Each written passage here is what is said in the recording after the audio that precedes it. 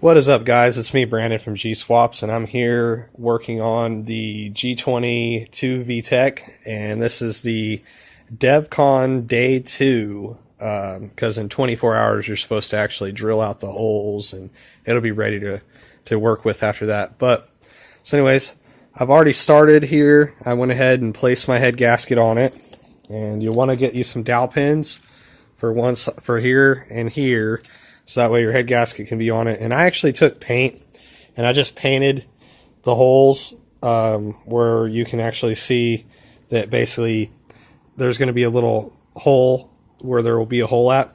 And well, that does work, but it's not very accurate as far as getting it, you know, exactly in the spot where it needs to be.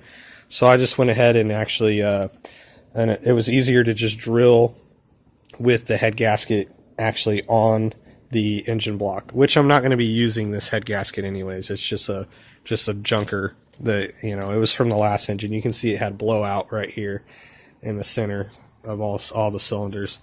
But this was the old G23 actually head gasket. But if you look on the bottom side, you can see the blowout right there, which is pretty cool.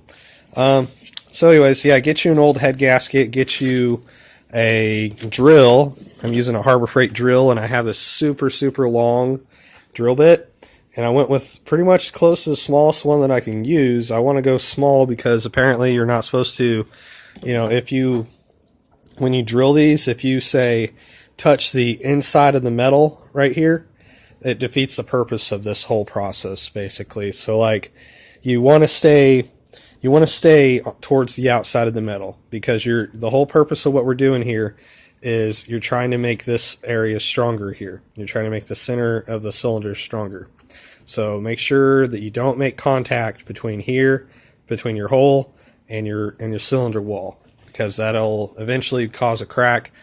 I'm not 100% sure, but you could probably just go ahead and refill the hole with devcon again, and then go ahead and drill it out once it dries. Don't quote me on that, but I'm saying I don't see why it wouldn't work. But so anyways, day 2 of my process of my devcon project for my engine block, and yes, I'm going to have to surface this. You can see how far it's sticking up in some spots like right here. It's just a little bit ridiculous. But that's okay, because I plan on surfacing the whole block, and I'm doing the whole thing out like this, so that way I have the devcon come up to the very top of the cylinders, and it'll just add a little bit more maximum support, especially after it's surfaced. It'll be good.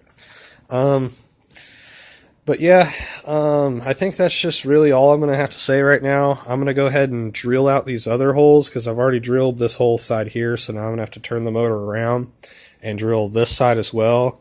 And I'm going to drill 3 holes here and 3 holes here, 3 holes here and 3 holes here, and here as well, 2 holes here, because those are actually wider than the rest of the engine. And in fact, this one's wider too, so that one can be bigger as well. I'll do like 2 holes here, 2 holes there, and 3 holes on those ones.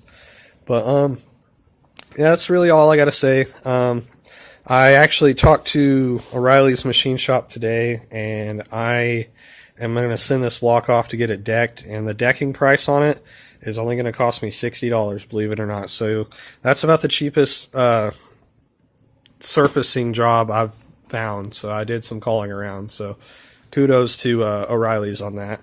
But they're not going to clean it. They're also not going to ridge ream the cylinders. They're not going to hone it. They're not going to do anything else to it other than just surface it, because I've still got a lot more stuff that I need to do to it. I just want to go and get that out of the way. That way it's done and over with. I'm still going to have to tap set screws in the block. I'm still going to have to hone it out and ridge ream the top of the cylinders. I've got a lot more machining that I can do myself that'll save me money, because I can, but I don't have a surfacer, so I'm sending it off. And oh well, a $65 loss is not too bad whenever it comes to building a race car engine. But anyways, this is me, Brandon from G Swaps.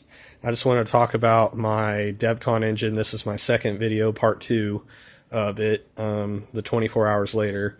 And you know, I want to thank you guys for all your comments and questions, and you know, please like and subscribe, and and have a great day, and hopefully one of you guys can build a G-Swap one day. All right, well, thank you guys. All right, bye.